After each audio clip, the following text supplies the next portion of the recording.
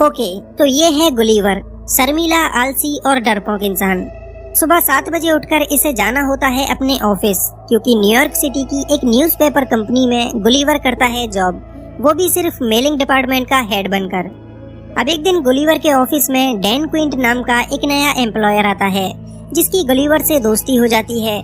अब क्योंकि गुलीवर उसका सीनियर है और डैन उसका जूनियर, इसलिए गुलीवर खुद को ओवर स्मार्ट दिखाने की कोशिश करता है, जो कि असल में वो एक फुद्दू किस्म का आदमी है। और ये है मिस डार्सी, जिसके ऊपर गुलीवर अपनी जान छिड़कता है। कई सालों से बेचारा डार्सी के साथ स्वयंवर रचाने के सपने देख रहा है, लेकिन दिल की बात जुबान तक लाने की हिम्मत कहाँ बेचारे में। अब एक दिन गुलीवर के पास डैन आता है एक नोटिस लेकर और उसे बताता है कि मेरा प्रमोशन हो चुका है, आज से मैं इस मेलिंग डिपार्टमेंट का हेड हूँ और अब से तुम मेरे जूनियर हो। ये जानने के बाद बेचारे गुलीवर को शौक लगता है, क्योंकि सालों से वो इस ऑफिस में रगड़ रहा है, लेकिन उसका तो कभी प्रमोशन नहीं हुआ और ये कल का लौंडा आते ही बाजी मार गया। गुलीवर का लटका हुआ चेहरा देख डैन उससे कहता है कि बेटा, तुम्हारे अंदर कोई कमी नहीं है, बस तुम हो एक फट्टू इंसान जो कभी अपने लिए कुछ भी नहीं बोल पाता, और इसीलिए आज तक डार्सी भी तुमसे दूर है। अगर ऐसा ही रहा तो वो जाएगी किसी और के साथ और तुम करना प्यार उसके बच्चों के साथ। अब क्योंकि डैन ने गुलीवर की हिम्मत को ललकारा था, इसलिए गुलीवर को आता है गुस्सा और वो पूरी हिम्मत के साथ जा पहुंचता है डार्सी के ऑफिस में। लगता है आज तो गुलीवर अपने दिल की बात कह कर ही रहेगा, लेकिन ये क्या, गुलीवर की तो फिर से हवा निकल गई और वो दुम दबा के ऑफिस से जाने लगा। तभी डार्सी की नजर गुलीवर पर पड़ती है और वो उससे पूछती है, तुम यहाँ पर कैसे आए मोटू राम। अब बेचारा गुलीवर हड़बड़ी में एक ट्रैवलिंग फॉर्म उठा लेता है। ये देख डार्सी उससे कहती है, अरे वाह, तुम्हारा भी ट्रैवलिंग में इंटरेस्ट है, और गुलीवर को ट्रैवलिंग के ऊपर कुछ आर्टिकल लिखने को कह देती है। गुलीवर बेचारा जो कभी न्यूयॉर्क से बाहर ही नहीं गया, वो कैसे ट्रैवलिंग पर कुछ भी लिख सकता था, पर क्योंकि डार्सी मैडम ने कहा है, इसलिए गुलीवर पीछे भी तो नहीं हट सकता था। घर पहुंचकर गुलीवर का हाल कुछ यूं होता है कि आगे कुआं पीछे खाई, हर तरफ से आफत आई। लेकिन फिर गुलीवर को आता है एक आइडिया और कंप्यूटर पे जाकर वो शुरू करता है कॉपी पेस्ट का काम। अगले दिन गुलीवर पूरे कॉन्फिडेंस के साथ डार्सी को अपने आर्टिकल्स दिखाता है, जो चुराए गए थे इंटरनेट से। गुलीवर के आर्टिकल देख डार्सी हो जाती है बहुत ही ज्यादा इम्प्रेस और कहती है, तुम कहाँ थे अब तक छुपे रुस्तम।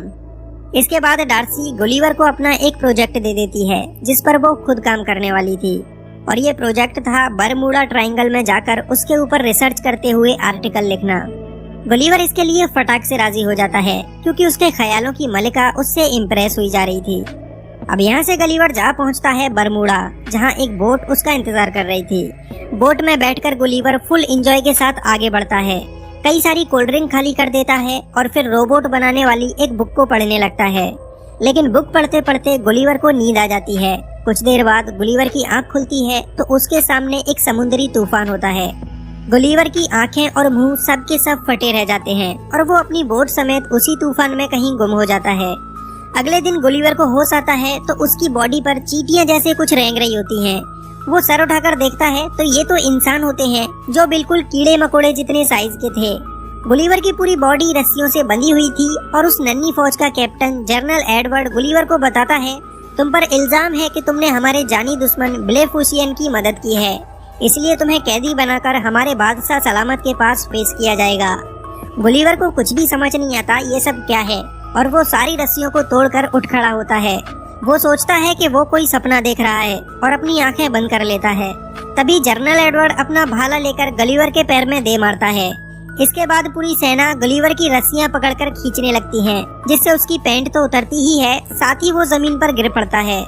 फिर बेचारे गुलीवर को लकड़ी की गाड़ी पर लेटाकर लिलीपुट साम्राज्य में लाया जाता है। उस राज्य के बच्चे, औरतें सब गुलीवर को देखने के लिए इकट्ठा हो जाते हैं, क्योंकि उनके लिए तो गुलीवर एक राक्षस है। अब राक्षस गुलीवर को राजा के सामने पेश किया जाता है, जहां जनरल एडवर्ड राजा को बताता है कि ये राक्षस एक ब्लेफिसियन जासूस है, जो हमारे दुश्मन राज्य के साथ मिला हुआ है। गुलीवर उनसे कहता है, देखो भैया, मैं कोई ब्लूफिश मैन नहीं हूँ, मुझे तो पता भी नहीं वो कौन है। लेकिन जनरल एडवर्ड उसकी ये बात किसी के भी सामने चलने नहीं देता, क्योंकि उसे अपनी बहादुरी के कारनामे दिखाते हुए राजा की बेटी प्रिंसेस मैरी को जो पटाना था। जनरल एडवर्ड गुलीवर को एक गुफा में बनी हुई जेल में कैद कर देता है, जिसमें उसे खाने के लिए घास फूस दिया जाता है। अब यहाँ पर गुलीवर की मुलाकात होती है होरोशियो नाम के एक और कैदी से, जिसकी खता ये थी कि उसने प्रिंसेस मैरी को प्यार भरी नजरों से देखा था और तब से ही उसे बंदी बना लिया गया। यहाँ जब दो कैदी मिलते हैं तो दोनों के बीच बहुत अच्छी दोस्ती हो जाती है। अब यहाँ से शुरू होती है गुलिवर की मजदूरों वाली जिंदगी। उस बेचारे को बैलों की जगह हल में लगाया जाता है और जनरल एडवर्ड उसकी सवारी करता है। फिर एक दिन लिलीपुट साम्राज्य पर दुश्मन राज्य ब्लेफुशियन हमला कर देता है और पूरे महल में आग लगा देता है। हमला देखकर जनरल एडवर्ड सब लोगों से कहता है, हमारी प्रिंसेस को हम बचाएंगे, कोई हमारे बीच में नहीं आएगा। लेकिन दुश्मन सेना के लोग प्रिंसेस को किडनैप कर ही चुके होते हैं। जब तक एडवर्ड वहां पहुंचता तब तक तो प्रिंसेस गायब हो जाती। इसलिए गुलिवर उन सभी लोगों को पानी में फेंककर प्रिंसेस मैरी को उनसे छुड़ा लेता है। उधर नीचे राजा और उसका सेनापति आग में फंसे होते हैं। गुलिवर उन्हें बचाने जाता है, तब उसे कोई रास्ता नहीं दिखता। फिर उसके शैतानी दिमाग में एक आइडिया आता है और वो अपनी पैंट उतारकर राजा के ऊपर पेशाब करके उन्हें आग से बचा लेता है। एडवर्ड गुस्सा करते हुए राक्षस के पास आता है और उसे कहता है, तुम्हारी जरूरत कैसे हुई हमारे राजा के ऊपर पेशाब करने की। इस पर गुलिवर थोड़ा सा स्नान एडवर्ड को भी करा देता है।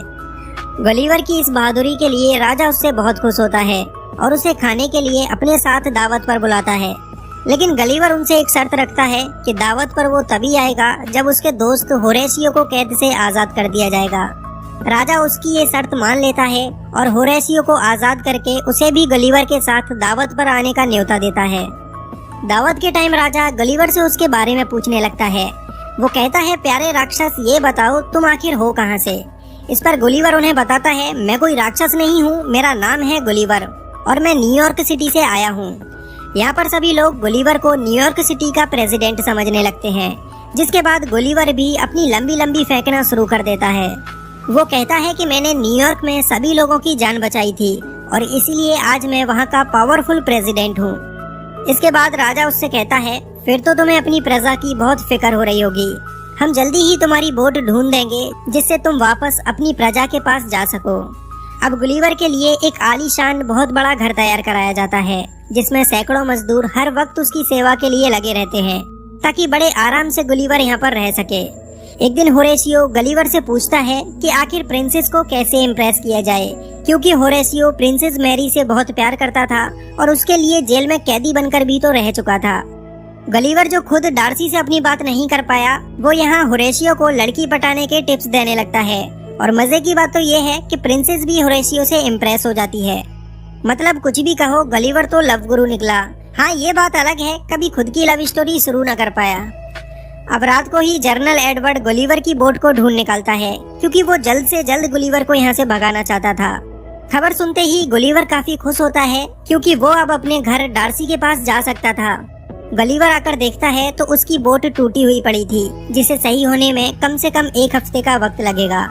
तभी उन लोगों को वहाँ पर गुलिवर का फोन भी पड़ा मिलता है, जो अभी तक ऑन था। गुलिवर अपना फोन उठाता है तो उसमें 12 वॉइस मैसेज पड़े थे, जो कि डार्सी के थे। डार्सी को ये पता चल चुका था कि गुलिवर ने वो सारे आर्टिकल इंटरनेट से कॉपी किए थे, इसलिए वो गुलिवर से काफी ज्यादा गुस्सा थी। वॉइस मैसेजेस सुनने के बाद गुलिवर की हालत खराब हो जाती है।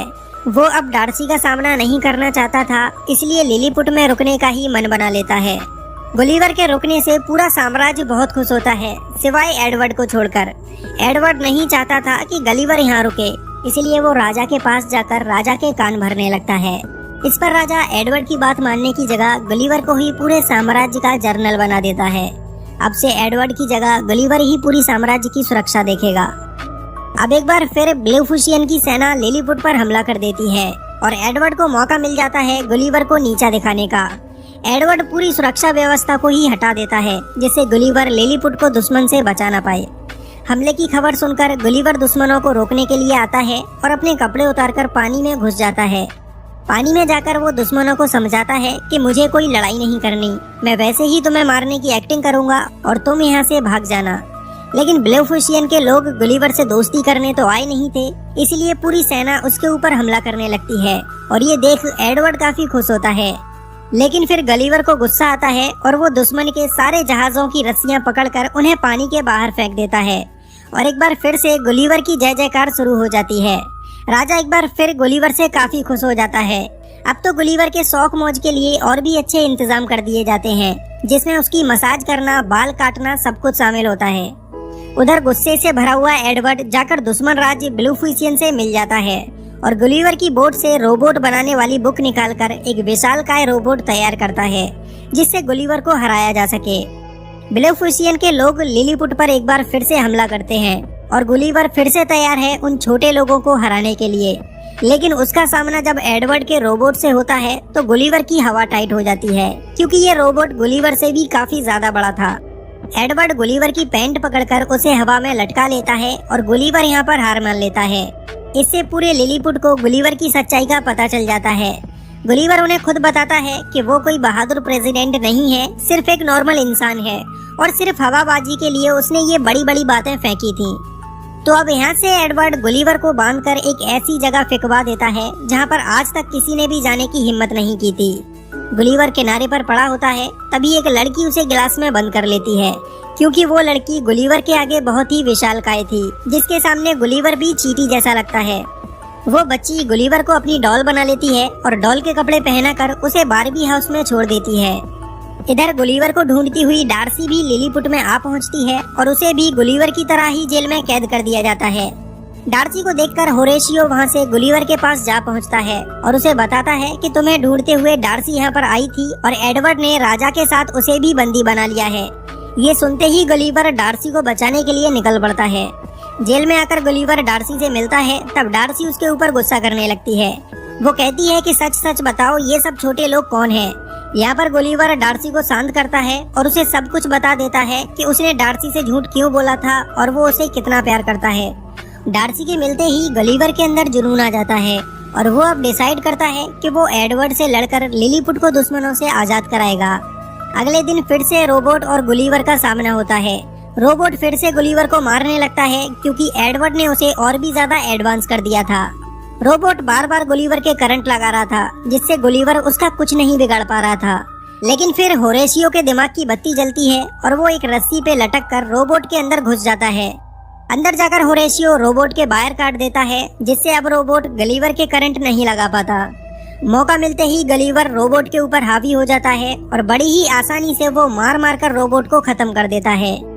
लिलीपुट की पूरी प्रजा गुलिवर के लिए जोरदार तालियां बजाती है, साथ में होरेशियो के ऊपर भी फूल फेंके जाते हैं। होरेशियो की बहादुरी के लिए राजा अपनी बेटी प्रिंसेस मैरी का हाथ होरेशियो के हाथ में दे देता है। उधर डार्सी भी गुलिवर के झूठ के लिए उसे माफ कर देती है और उसका प्रपोजल एक्सेप्ट करती है। इसी हैप्पी एंडिंग के साथ ये मूवी यहीं पर खत्म हो जाती है।